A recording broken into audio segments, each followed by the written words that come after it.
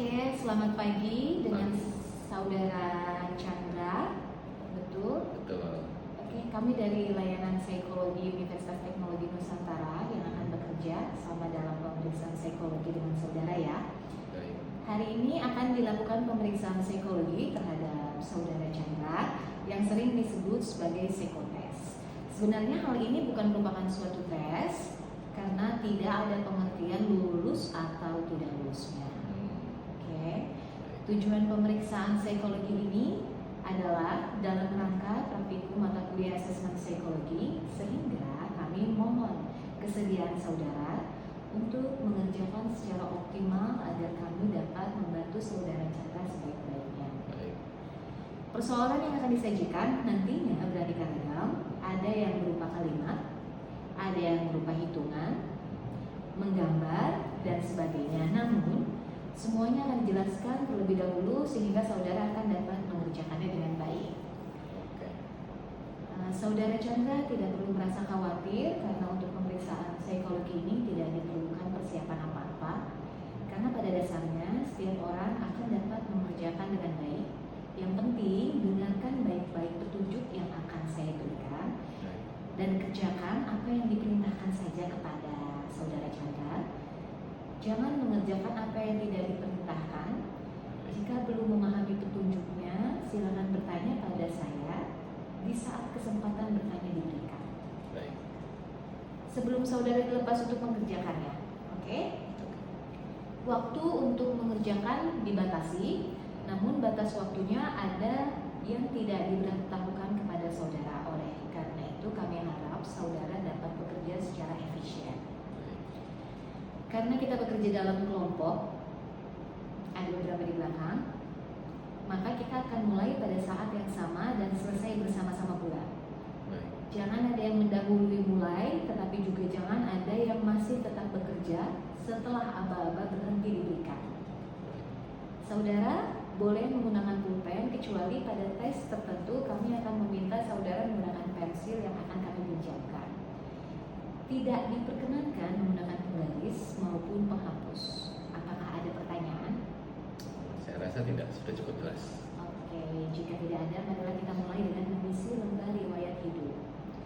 Di lembar riwayat hidup, nantinya pengisian lembar riwayat hidup ini belum merupakan pemeriksaan psikologi yang sebenarnya, tetapi baru merupakan pengumpulan data untuk melengkapi berkas saudara. Gunakan pulpen saudara, mari kita mulai.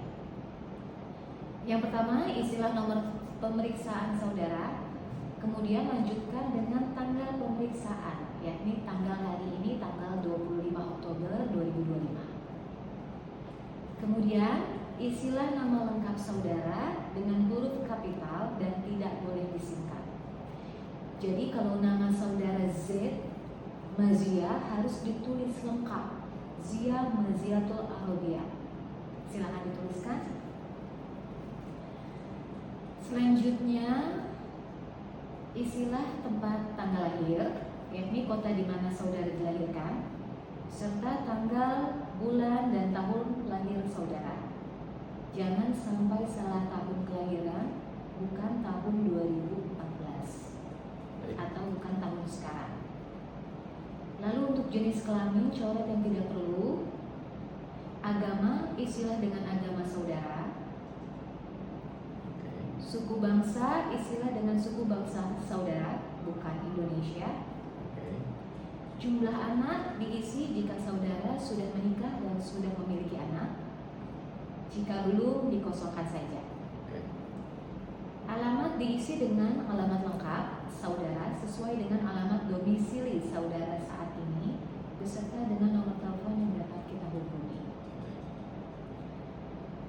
Lalu untuk nama ayah, isilah dengan lengkap nama ayah. Jika ayah sudah meninggal, tulislah di dalam kurung almarhum di belakang nama ayah.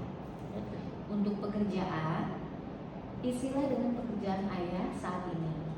Jika ayah sudah meninggal, tulislah pekerjaan terakhir ayah. Untuk alamat ayah, jika sama dengan saudara, cukup ditulis idem. Jika beda alamat, tulislah alamat ayah secara lengkap termasuk kode pos dan nomor telepon jika ada. Oke. Tapi jika ayah telah meninggal, alamatnya silakan dikosongkan. Lalu untuk nama ibu, istilah sama dengan seperti identitas nama ayah di atas. Oke. Untuk identitas pasangan, istilah sama dengan identitas ayah di atas. Oke. Oke, jika telah selesai, marilah kita lanjutkan lagi. Di bawah garis terdapat beberapa judul yang berbeda. Yang pertama ada pendidikan. Sejajar dengan SD atau sekolah dasar, tulislah nama sekolah dasar saudara apa, tempat atau kotanya berada di mana, dan tahun lulus di tahun berapa. Untuk selanjutnya sama dengan yang di atas. Untuk jurusan, silakan saudara tulis sesuai dengan jurusan yang saudara ambil saat SMU atau universitas atau akademi.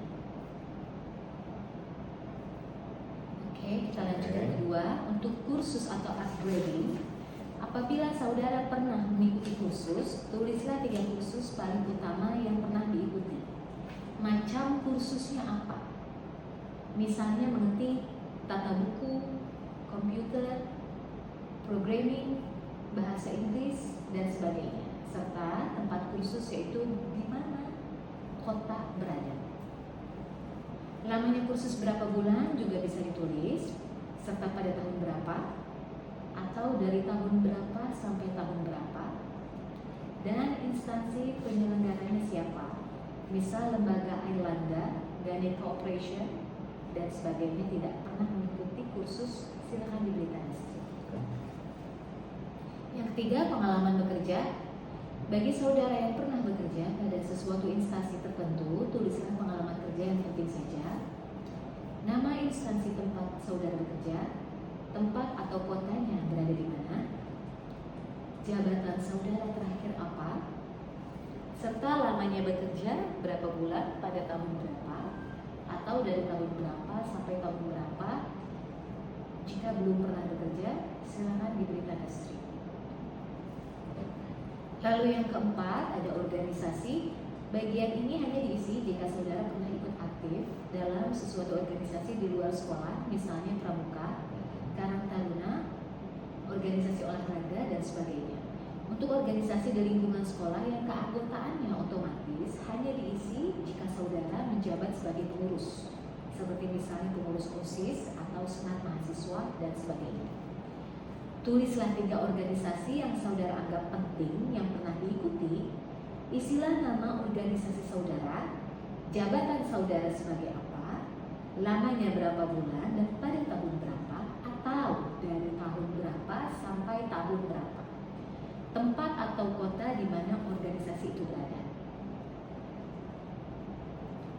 Oke, sekarang saudara balik lembar riwayat hidup tersebut, kita akan lanjutkan kembali mengisinya. Yang kelima ada olahraga. Di bagian ini ada pengertian aktif dan pasif, yang dimana dengan aktif adalah bahwa olahraga itu sampai dengan saat ini masih tetap saudara lakukan. Sedangkan pasif adalah bahwa olahraga itu pernah saudara lakukan tetapi sekarang tidak dilakukan lagi. Silakan saudara tulis macam olahraga. Lalu yang keenam, kesenian. Cara mengisi sama dengan nomor 5 olahraga tadi. Silakan saudara isi.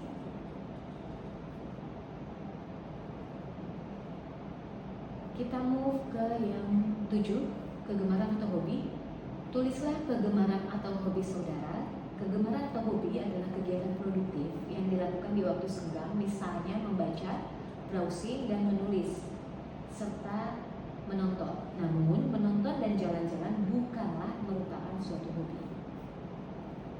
Yang ke-8, cita-cita. Yang dimaksud cita-cita adalah bidang atau profesi yang akan saudara geluti di masa yang akan datang. Contohnya dokter, perawat, atau psikolog. Menjadi anak yang berbakti bagi nusa dan bangsa bukanlah merupakan suatu cita-cita. Jadi isilah dengan sesuatu yang bersifat konkret. Lalu yang ke-9, saya anak ke, isilah dengan urutan atau posisi saudara dalam keluarga. Apakah anak ke-1, ke-2, 3, atau keberapa saudara kandung. Kolom saudara hanya diisi dengan saudara kandung saja. Saudara tidak termasuk di dalamnya. Yang dituliskan di situ hanya jenis kelamin, usia, dan pekerjaan. Kemudian kolom anak dituliskan jika saudara telah menikah dan telah memiliki anak. Jika belum, silakan diberi tanda strip. Ke yang 10, apakah saudara pernah sakit keras? Pertanyaan ini harap dijawab dengan sejujur-jujurnya. Jika saudara pernah sakit keras, yaitu sakit yang memerlukan perawatan di rumah sakit seperti opnam, atau jika dirawat di rumah membutuhkan waktu lebih dari 2 minggu, lingkarilah kata ya. Kalau tidak pernah sakit keras, lingkarilah kata tidak. Kalau pernah sakit keras, jawablah pertanyaan di bawahnya. Tulislah apa penyakit saudara pada waktu itu dan kapan terjadinya. Cukup dituliskan tahunnya saja. Jika tidak pernah sakit, silakan diberi tanda strip.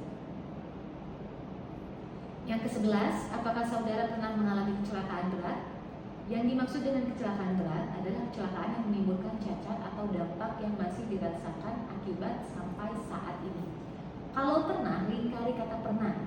Jika tidak pernah, lingkari kata tidak. Jika pernah, jawablah pertanyaan di bawahnya. Kecelakaan apa pada waktu itu? Kapan terjadinya? Cukup tahunnya saja dituliskan dan apa akibatnya. Kalau tidak pernah mengalami kecelakaan berat, silakan diberi tanda strip. Yang ke-12, pernahkah saudara mengikuti psikotest? Maksudnya adalah pemeriksaan psikologi sebelum hari ini. Jika pernah, lingkari kata pernah. Kalau tidak pernah, lingkari kata tidak. Kalau pernah, jawablah pertanyaan di bawahnya. Kapan dan cukup tahunnya saja yang ditulis. Tempatnya cukup kotanya saja dan tujuannya untuk apa. Misalnya pemilihan jurusan, seleksi masuk sekolah, seleksi pegawai, dan sebagainya. Jika lebih dari sekali, harap tuliskan semuanya. Kalau tidak pernah, silakan diberi tanda strip. Sekarang kita masuk ke pertanyaan terakhir. Ke-13, jika sudah selesai, di bagian kanan bawah silakan ditulis Jakarta atau kota tempat pemeriksaan psikologi berlangsung. Tanggal, bulan, tahun, kemudian saudara bubuhi tanda tangan dan nama lengkap saudara dengan menggunakan huruf kapital. Baiklah, saudara-saudara, pengisian lembar riwayat hidup telah selesai. Letakkan alat tulis saudara, telitilah kembali isinya. Jika sudah selesai, letakkan lembar riwayat hidup itu di sisi meja yang kosong untuk dikumpulkan. Sekarang kita akan mulai dengan pemeriksaan psikologi yang sebenarnya. Terima kasih.